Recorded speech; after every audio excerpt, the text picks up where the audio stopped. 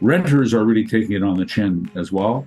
And that's in some ways a more severe problem because renters don't have any equity by definition in their property. And they're really living kind of month to month in many cases. So the escalation we're seeing in rents is really hurting. Renters are the group I worry about the most. A lot of our frontline workforce, including in the small business world, consists of relatively young British Columbians who are in the workforce, doing service jobs, helping keep the economy going. And the vast majority of them are renters. So they're really feeling, I think, the pinch of the escalating rental prices that we're going through. I'm Peter McCully. 57% of the province is employed by small business. We thought it'd be a great time to get Jock Finlayson on the line and talk about a wide-ranging number of topics, including interest rates, affordability, and income tax. Jock is hands down the best-known economist on the West Coast. He is a frequent commentator on economic, business, and public policy issues. The former Chief Policy Officer for the Business Council of Canada now serves with the Independent Contractors and Businesses Association. Jock Finlayson is our guest on this edition of Today in BC. Thanks for joining us today, making time for us today, Jock. Privileged to be here. Looking forward to the conversation, Peter. One thing I've always enjoyed about your columns and your analysis of what's happening as far as the economy goes is that you have the ability to make these very complex issues easy to understand, and I'm hoping that's the case today. Yeah, we'll do my best. The last 3 years have been unbelievably tough on business, small business in particular, with supply chain issues and staffing shortages. How is small business in British Columbia doing and getting back to pre-pandemic levels, numbers for sales and growth? I think it's a great question. It varies a lot by industry. When COVID hit, it was an extraordinary kind of shock to the whole economy, including the business community. Small businesses were hit particularly hard, I think, because they don't have the resilience and the balance sheets necessary to absorb those kind of shocks. And many of them ended up closing for periods of time, although other parts of North America, the closures lasted longer, but we still had them in 2020. And then the economy gradually came out of the COVID shock. Things began to boom, or so it seemed, in the second half of 2021 and then carrying forward into last year.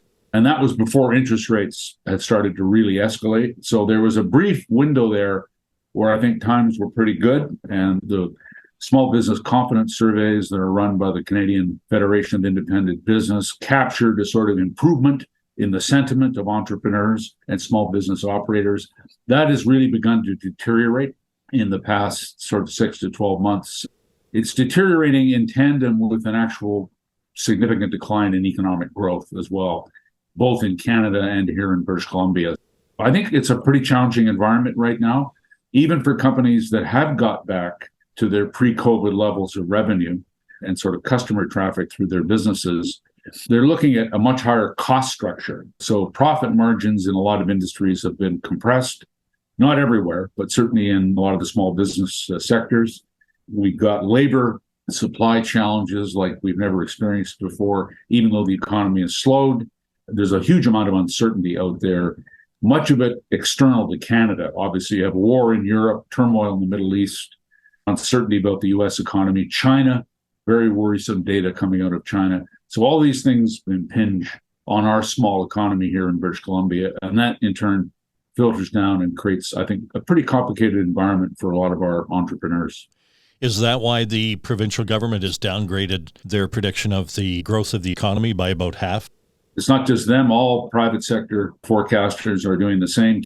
We don't get real-time data on economic growth at the provincial level, but we do get it for Canada. And the Canadian economy is right on the cusp of an actual recession. What we call real or inflation-adjusted economic output actually shrank in the second quarter marginally. And the preliminary data says it shrank again in the third quarter of 2023. And two back-to-back quarters of declining GDP is actually the technical definition of a recession. I'm not saying BC's in recession, but we're certainly feeling the same slump in economic growth that the country as a whole is experiencing.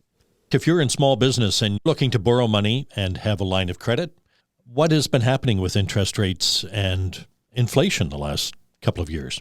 That's a good question. We start with inflation. We saw a very surprising surge in the overall inflation rate in both the US and Canada in 2021, extending into last year. So To put some numbers on that, the Bank of Canada has set 2% as the target for inflation.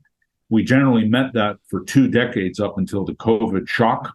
And then coming out of COVID, inflation started to accelerate. 2021, it hit 3.4% in Canada. And then last year, inflation jumped up to almost 7% in Canada. In the US, it was over 8%. So that caused the central banks to start tightening monetary policy. And they did that by lifting their own, what we call the short-term policy rate, which was 25 basis points here in Canada in the summer of 2021. And it's now 5%. So it's gone from 25 basis points to 500 basis points. And all other rates, the rates on business loans, mortgages, GIC rates that are available for savers, government bond yields, which are a measure of how much the government has to pay to borrow money, all these other rates went up in tandem with the Bank of Canada's policy rate. So for small businesses that depend on lines of credit or who have outstanding loans that are not at fixed rates, they're experiencing a very significant increase in the cost of capital and the cost of liquidity. That's really squeezing, I think, quite a few of the businesses here in this market. We're probably going to see, unfortunately, a rise in insolvencies and bankruptcies over the next 6 to 12 months. It takes time for this to really impact behavior and the exit of firms. So a lot of businesses are struggling just because of the financial environment. Now, inflation's come down. We're looking at maybe 3.5% or 4% inflation in BC this year. That's lower than last year. And next year, we'll get down probably into the mid twos. So with that, interest rates will start to drift down, but we're not there yet. We're not likely to see interest rates begin to decline until maybe the second quarter of next year. My advice to people looking to take out loans is wait. Don't do it right now. Wait perhaps until the spring next year when the cost of money might have come down by 100 basis points or something in that range. Everywhere you go, the water cooler talk is either the price of gas or the price of groceries. And I understand that you think for 2023 as a whole, food price inflation may end up at around 5 or 6%, which would be less than last year, but still higher than the inflation rate. Yeah, it's a good news, bad news story in the sense that last year was disastrous in terms of the impact of inflation on the food basket, both at the grocery store, but also in restaurants. That was a real shock to a lot of households. Food is the very definition of a necessity for consumers and for households. So the sharp escalation in food prices last year was a real blow. This year, as you point out quite correctly, we're still seeing above average inflation in the price of food, both at the grocery stores and the restaurants. But it's come off from almost a double-digit increase last year. This year, it's going to be more like in the mid-single digits, but that's still too high when you consider that the Bank of Canada is aiming for a 2% overall inflation target. It remains, I think, a real hot-button issue. Whenever grocery store CEOs are told to come to Ottawa and appear before a parliamentary committee, we know that food prices have become a political hot potato, and that's happened a couple times this year. So is housing affordability, especially here in British Columbia. I read somewhere recently, in order to finance a home in the Greater Vancouver area, joint income needs to be in the $250,000 range a year. Perhaps you have some opinions on what's happening with interest rates and the various types of mortgages that are being offered? Housing after food prices, which affects everybody, housing is the next hot button economic issue. So I'm glad we're speaking about it. It's a particular challenge, as you point out, in the Metro Vancouver area, although I would note home prices by Canadian standards are also quite high in the capital region, in the central Okanagan, and even in some other places, smaller communities in certain parts of BC. But the epicenter of it is Metro Vancouver and the Lower Fraser Valley. The only way to state this is for people that are not in the market already, and I'll say more about that in a moment, housing is just simply unaffordable. Home ownership has just moved out of reach, I think, for a huge proportion of the population that aspires to be a homeowner. And it's particularly hurting younger households, young families that want to get into the market. And unless they're prepared to live in a very small accommodation, or they've got support from their families, or they happen to be one of the small number of British Columbians that are earning over $200,000 per household, they're really up against it. And it's a terrible situation. It didn't come about overnight, but it is certainly affecting the whole business environment and I think the quality of life in BC now. Now, there's a huge caveat to that. We should note that 2/3 or more of British Columbians are homeowners, and the remaining third, roughly, are renters. In the Metro Vancouver area, that's higher, it'd be closer to 35, 36% are renters. Renters are really taking it on the chin as well. And that's in some ways a more severe problem because renters don't have any equity by definition in their property. And they're really living kind of month to month in many cases. So the escalation we're seeing in rents is really hurting, I think, a lot of rental households in BC. For owners, however, about half of homeowners are mortgage free in British Columbia. I don't know how many of the people who will be listening to your program fall into that category, but there are lots of folks, even in Metro Vancouver, who either have no mortgages or relatively small mortgages judged against the value of their homes. So for this group of the population, and it's a fairly sizable one, the escalation of interest rates and mortgage rates we've been grappling with has not really had an effect on their well-being. And indeed, if you're a saver and you're looking to put money in savings accounts or GICs, the higher interest rates have actually produced a benefit for many households. So it's a very complex picture across the population of 5.3 million British Columbians. It doesn't affect everybody the same. Renters are the group I worry about the most. A lot of our frontline workforce, including in the small business world, consists of relatively young British Columbians who are in the workforce, doing service jobs, helping keep the economy going. And the vast majority of them are renters. So they're really feeling, I think, the pinch of the escalating rental prices that we're going through. 180,000 people moved to BC from out of the province in the past year or so.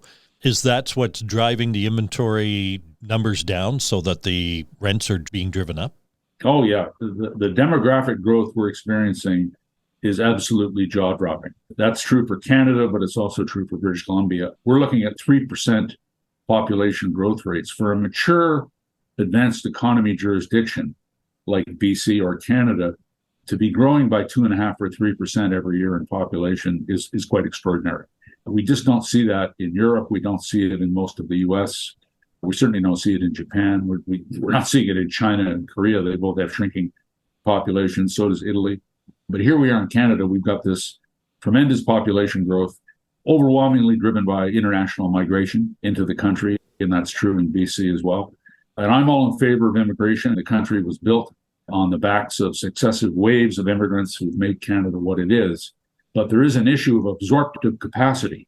And exactly why it is the current federal government has decided we need to double immigrant inflows, which is what they've done relative to 2015 numbers, and really open the floodgates. And that's permanent immigrants. So we're moving from 250,000 a year under Harper up to 500,000 a year by 2025 under the current government. And then on the temporary immigration side, they've really opened the floodgates in a way that we've never seen before. So we're getting 600,000 or 700,000 more international temporary immigrants coming into Canada, all in a very compressed time period, all during a time when we are really struggling with housing supply. Housing was unaffordable before 2022. It's just gotten worse since then. So I really think the federal government has got to step back and rethink their quantitative targets for immigration. Maybe we want to grow them over time. That's debatable, but that's ultimately a policy choice. But we should be doing it perhaps in a more gradual manner, because what's been happening the last 2 or 3 years absolutely has contributed to the crunch on housing, and especially in the rental segment, because the vast majority of newcomers to Canada, both permanent, but even more so temporary migrants, they are renters when they get here. They don't go into the ownership market right away. Some do, but the vast majority do not. Another question on the rental pool, Jock. The provincial government has brought in some new regulations governing the short-term vacation rentals, and they say the changes will put more housing into the availability pool. What's your opinion on that? Well, I'm of two minds about that. I don't like the principle. I'm a free market supporter. So the idea of the government saying to homeowners and property owners, here's what you have to do with your property, or here's what you can't do, that sort of rubs against me the wrong way. I don't like the principle of it. Having said that, we are in a housing crisis, especially at the rental end of the market, as I mentioned. So I do have some sympathy with the policymakers feeling the pressure to do something or be seen to do something. These restrictions that have been brought in are not going to solve the problem, frankly. They're really going to be nibbling around the margins of it. but we'll see whether there's enough political support to sustain it. But in an ideal world, we should be seeing more properties put into the rental pool for working families and workers rather than, rented out to short-term visitors. I kind of get that. But, where does it end? Where does this kind of government intervention and control of the economy and of the real estate market, where does it end? This is an additional step.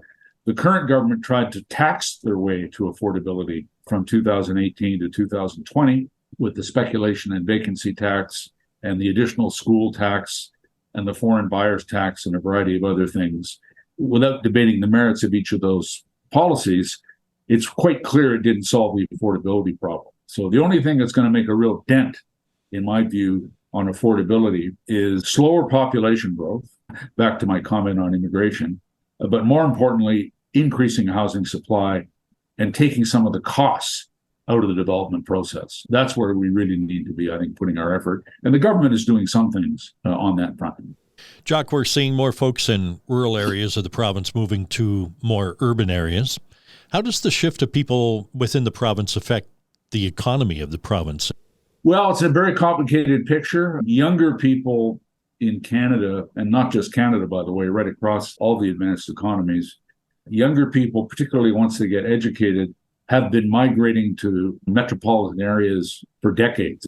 It's not a new phenomenon by any means, but it's continuing, even though the cost of living is much higher in these metro areas, but there's a lot more job opportunities as well as educational options. So it makes sense. We live in a free society and we want people to move and work where they feel it makes sense for them. So I don't see migration within the province or Canada as a public policy problem that calls for government intervention. But it probably would be better, especially around immigration, given the numbers of immigrants we're bringing into Canada, it probably would be better if they were dispersed a bit more widely across the country. Right now, 3/4 of new international immigrants to Canada are settling in 5 or 6 cities, of which Metro Vancouver is one, but also Calgary, Ottawa, Greater Toronto, Montreal, etc. And that's great. It, injects some dynamism into the local market, provides new workers. A lot of other communities could probably benefit if they were getting a little more of that international immigration inflow. So I do see an argument from a kind of public policy point of view for trying to encourage more newcomers to the country to consider living in places other than the biggest 5 or 6 cities. You can't force them, so it's about carrots rather than sticks. But I think it would be better for the country long run and the province if we had a bit wider dispersion of newcomers instead of having everybody settle in Metro Vancouver. When Today in BC continues, Jock Finlayson talks about income tax, exports, and BC's aging population.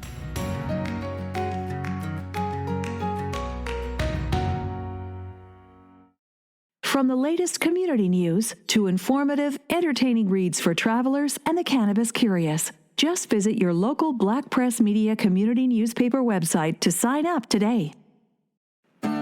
Why spend hours searching dealerships, comparing makes and models? Find the best of BC's inventory in one place, todaysdrive.com. You'll have access to inventory across BC, where you can easily find a vehicle that fits your needs and gets you where you need to go in comfort. Get in the driver's seat. Don't miss out on the many options we have available for you. Powered by Black Press Media, todaysdrive.com connects you with exclusive new and used car deals. I'm Peter McCully.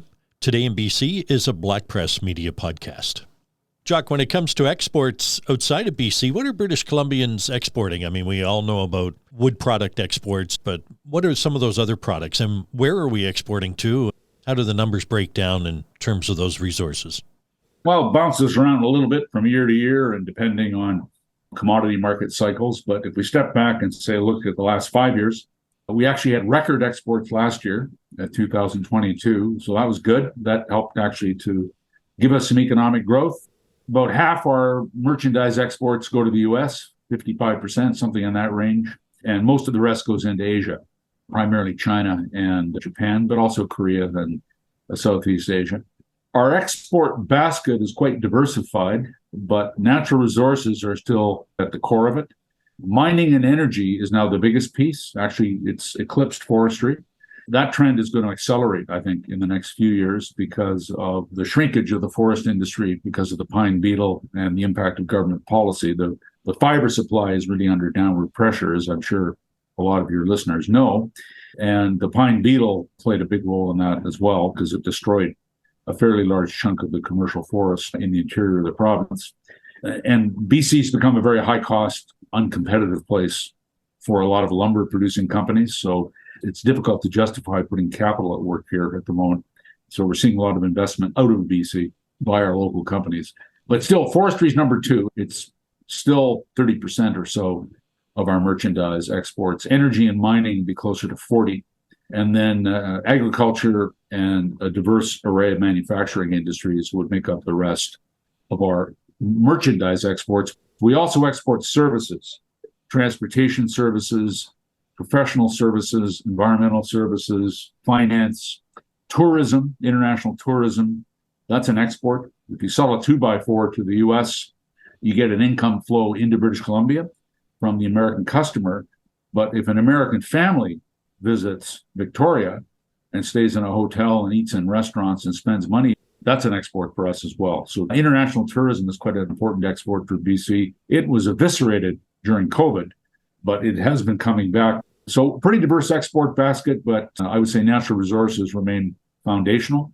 We sell a little over half to the US and the rest around the world. It's not an export on purpose, but the brain drain is a very real thing. Professionals leaving for greener pastures south of the border or other countries. At the same time, we have professionals coming in, finding problems with credentialing for various professions as they enter the country. So what needs to happen there?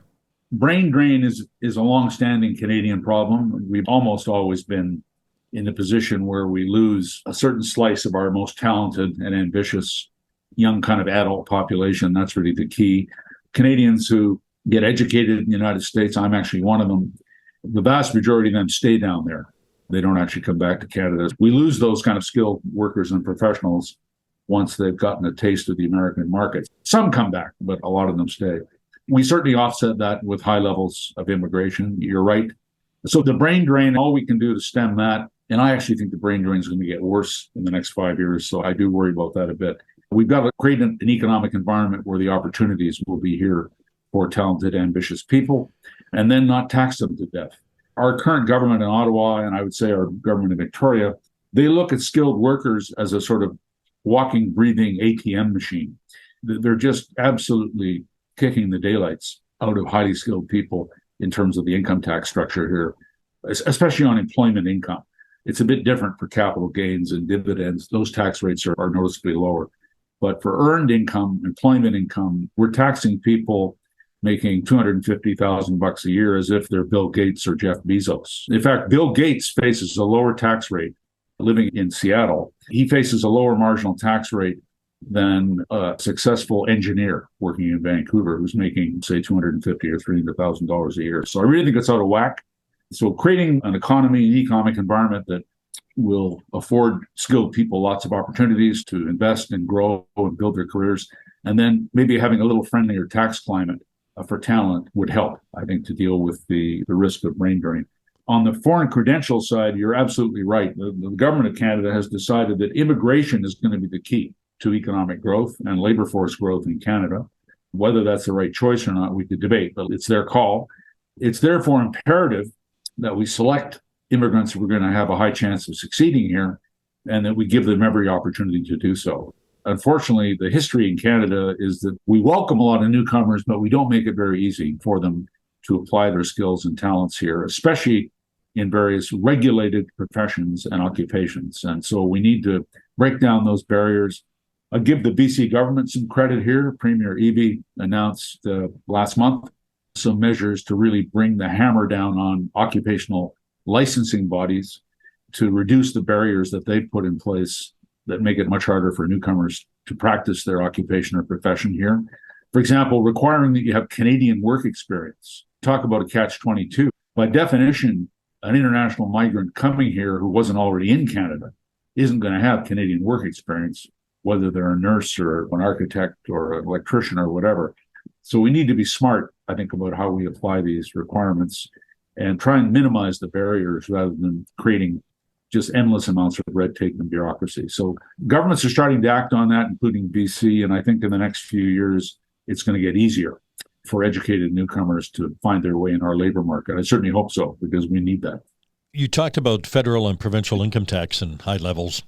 Every second or third federal election since I can remember, and that goes back a way, somebody floats the idea of a base tax of, say, 20% across the board as a federal income tax, or just a tax in general. Is that a good idea? If not, why not? I like what I would call a simpler, flatter income tax structure. Not everybody agrees with that, but my leanings are very much in that direction.